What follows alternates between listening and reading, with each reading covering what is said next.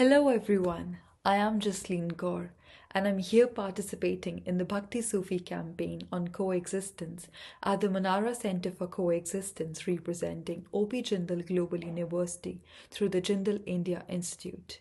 Because in our times, coexistence is no longer a comforting slogan, it is a moral urgency.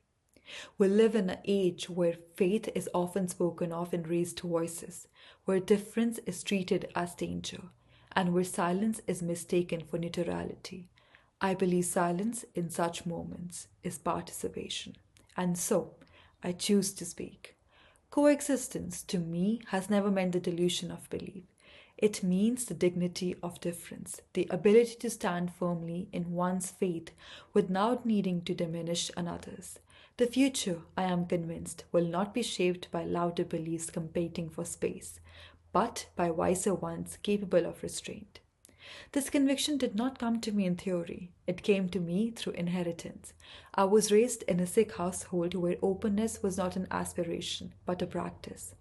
Our most sacred shrine, the Golden Temple with its four doors open in every direction, was my earliest lesson in pluralism, not as a symbolism, but as a lived ethic.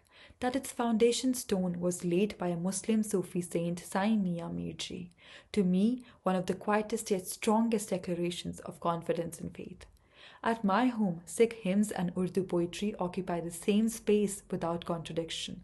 Long before I learned the vocabulary of interfaith dialogue, I learned its grammar that compassion often travels more freely than religious labels.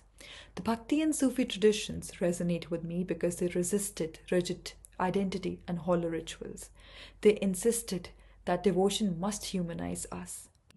Moral strength does not belong to any tradition alone. I believe coexistence is not passive tolerance.